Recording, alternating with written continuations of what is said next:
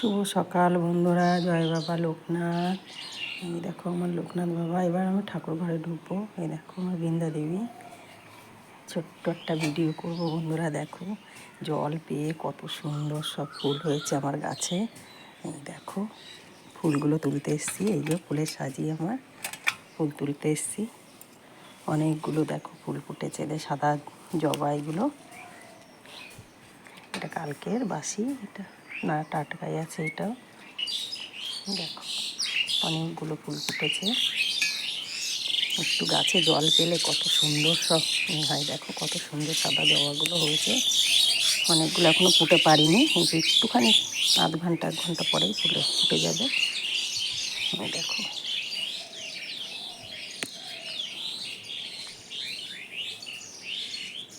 কত সুন্দর হয়েছে সব ফুলগুলো। আর কড়িতে তো ভর্তি হয়ে গেছে, অনেক কড়ি এসছে। এই দেখো সব গাছের ডালে ডালে দেখো কড়ি কত গাছে। দেখো কত ফুল ফুটবে। দেখো অনেক কড়ি গাছে একদম ভরা।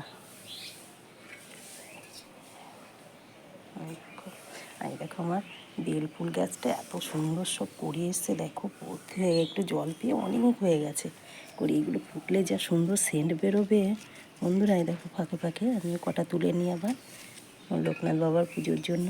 দেখো এগুলো সব ফুটলে খুব সুন্দর লাগবে। কিছু ফুটেছে, আমি একটু তুলে নিই। শ্রীকৃষ্ণ চরণে দিলে, লোকনাথ বাবার চরণে দিলে খুব ভালোবাসে।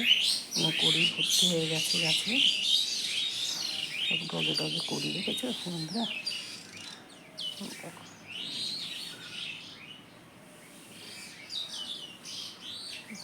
অনেক কড়ি এসছে গাছে। বৃষ্টি পেয়ে একবারে নতুন জীবন পেয়েছে সব গাছগুলো। দেখো কটা নীলকণ্ঠ ফুল তুলবো। দেখো থোকা নীলকণ্ঠ। আর কোথায় দেখলাম এইগুলো আবার 2 পাটি। এই যে 2 পাটি না 3 পাটি, ওইটা থোকা ছিল। দুটোই ফুটেছে, দুটো লোকনাথ বাবার চরণে দিতে পারবো। ওই দুটো গাছটার থেকে আবার 2টো বেল ফুল নিয়ে নিই।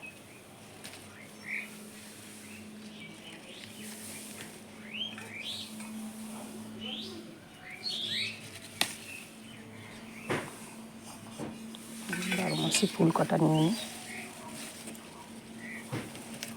এখন ভালো ফুল ফুটছে না বন্ধুরা। সব আমি যা পাই লাগাতেই থাকি গাছ। সবুজ হয়ে গেছে সব গাছের রং। গোলাপ গাছে তো আবার পড়ে আসছে সব। এই দেখো কটা ফুটেছেও আবার লাল।